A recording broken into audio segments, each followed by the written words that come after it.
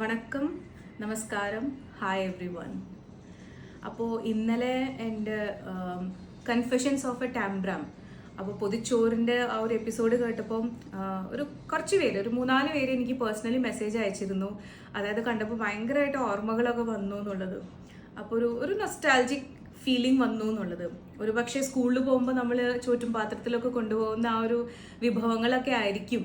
പിന്നെ ഈ പറഞ്ഞ പോലെ നമ്മളിപ്പോൾ ഇന്ത്യയിലാണ്, പുറമേയുള്ള ആൾക്കാർക്ക് അല്ലെങ്കിൽ ഇന്ത്യയിൽ തന്നെ ആൾക്കാർക്ക് ഇങ്ങനെ ഓലൻ അവിയലൊക്കെ വെച്ച് ഉണ്ടാക്കാനുള്ള സമയമോ അങ്ങനെ സന്ദർഭങ്ങളോ അധികം ഉണ്ടാവാറില്ല. പണ്ടൊക്കെ എന്ന് വെച്ച് കഴിഞ്ഞാൽ ഒരുപാട് സമയം ഉണ്ടായിരുന്നു എല്ലാവർക്കും. എനിവേ, അപ്പോൾ അതിൻ്റെ പേരിൽ എനിക്കൊരു നൊസ്റ്റാൾജിക് ഒരു എപ്പിസോഡും കൂടെ ചെയ്യണമെന്നുണ്ടായിരുന്നു. അതിന് വേണ്ടിയിട്ടാണ് ഞാൻ ഇന്നത്തെ വീഡിയോ. അപ്പോൾ എല്ലാവർക്കും അറിയാം, ഞാൻ തൃശ്ശൂരിൽ നിന്നാണ്. ഞാൻ പഠിച്ചതും പിന്നെ വളർന്നതൊക്കെ തൃശ്ശൂരാണ്. അപ്പോൾ തൃശ്ശൂർ എന്ന് പറയുമ്പോൾ തന്നെ എല്ലാവർക്കും ഒരു കാര്യം പെട്ടെന്ന് ഓർമ്മ വരുന്നത് തൃശ്ശൂർ പൂരാണ്, അല്ലേ? ആ പൂരം എന്ന് വെച്ച് കഴിഞ്ഞാൽ നമ്മുടെ തൃശ്ശൂർക്കാരുടെ ഒരു വൈബാണത്, യുനോ, അങ്ങനെ.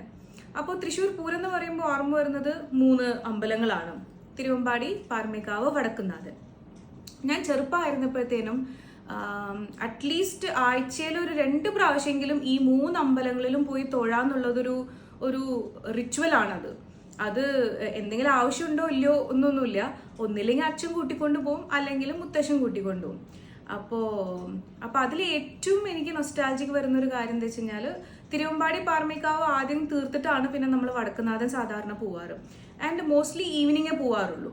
അപ്പോൾ ഈവനിങ് ആകുമ്പോൾ നമുക്ക് നല്ലൊരു ഈവനിങ് ആകുമ്പോൾ വലിയ തിരക്കുണ്ടാവില്ല എന്നുള്ളൊരു പ്രതീക്ഷയിലാണ് ഈവനിങ് പോകുന്നത്.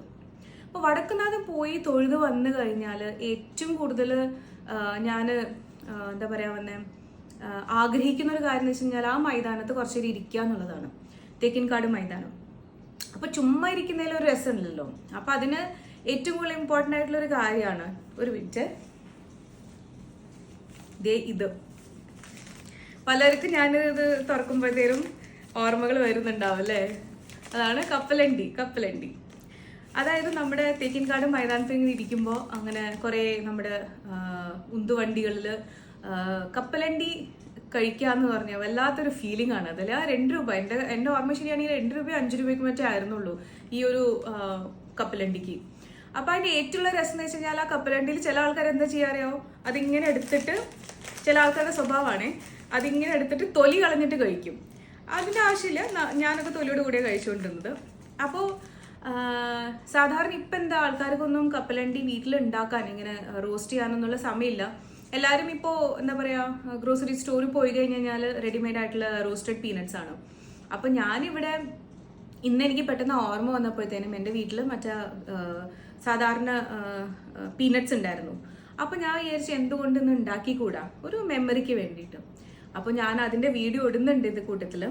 അപ്പോൾ ഇതേപോലെ കഴിക്കുമ്പോൾ ആർക്കെങ്കിലും എന്തെങ്കിലും ഓർമ്മ വരുന്നുണ്ടെങ്കിൽ എൻജോയ് യുവർ നൊസ്റ്റാൾജിക് മെമ്മറി.